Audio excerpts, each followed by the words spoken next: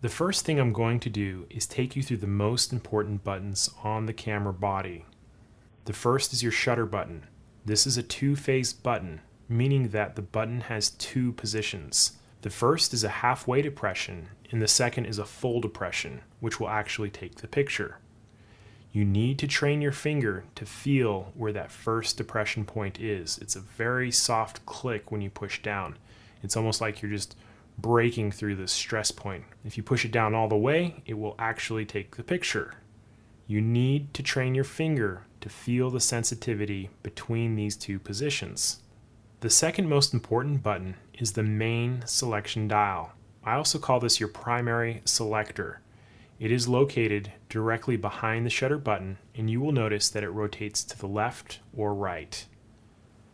The third most important selector is on the back of the camera. It has a little AV and a plus-minus sign. This is your exposure compensation button. It is critically important that you are aware of this button and what it does.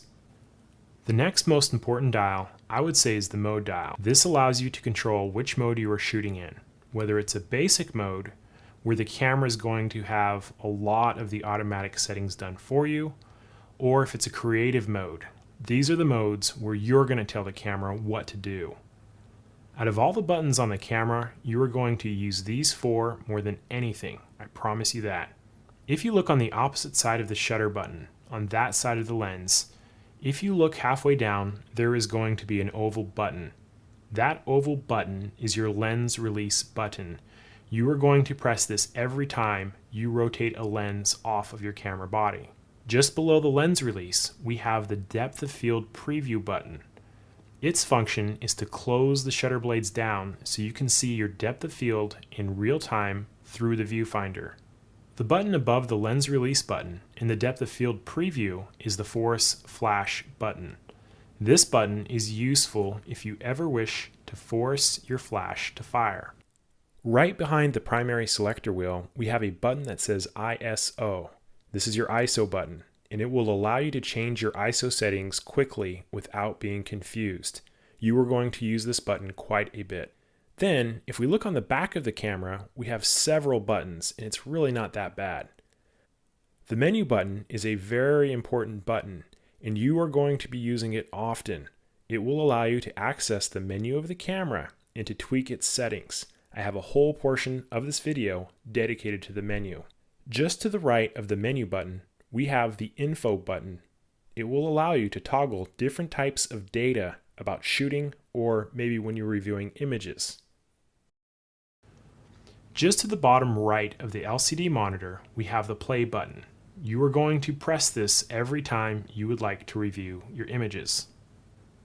Just to the right of the play button, we have the delete button. It has this little garbage can icon, and it will allow you to delete your images if you want. Above these two buttons, we have 5 buttons, and I call this the directional pad selector. And they will allow you to do things such as move through the menus or select things. It's a pretty intuitive thing to use. Now you will also notice that there are these little icons, and these buttons act as a way to manipulate your settings of the camera when you're shooting. I'm going to show you how to do this more when we cover the LCD portion of the DVD, but to quickly name them, the top button is your white balance. The right button is your autofocus mode. The bottom button is your picture styles button, and the far left button is your shooting drive mode. The middle button, which is called the set button, is really just the select button. The Q button, or quick control button, will allow you to change shooting functions on the LCD monitor. We have the live view video record button, which means that in all of your creative modes, this button will activate your live view, and in the video record mode, it will start and stop video recording. The last two buttons are also super important. The far right button is your autofocus point selector. When you push this button, you will get a red icon lighting up in your viewfinder on any of those autofocus points. Using your primary selector, you can designate which of these focus points the camera will use. I'll be going over this a little bit more later. Now the button to the left of that is your exposure lock button, or your flash exposure lock button if you are using a flash. I have a whole lesson on this video specifically for this, and it's going to take me some time to explain what it does. Just know that this is the exposure lock button. If you look below these two buttons, you will see a plus magnifying glass and a minus magnifying glass. And what this means is that when you're in a playback mode or in a live view mode, you will be able to zoom in and out of the image. So that's an overview of the camera. We've gone over all the buttons and we have briefly reviewed what they do. I promise you that if you practice, the day will come that you will feel you have complete control over your camera, and it feels really good to know how to do everything. If for whatever reason you can't remember which button does what, just come on back and we'll go over it again.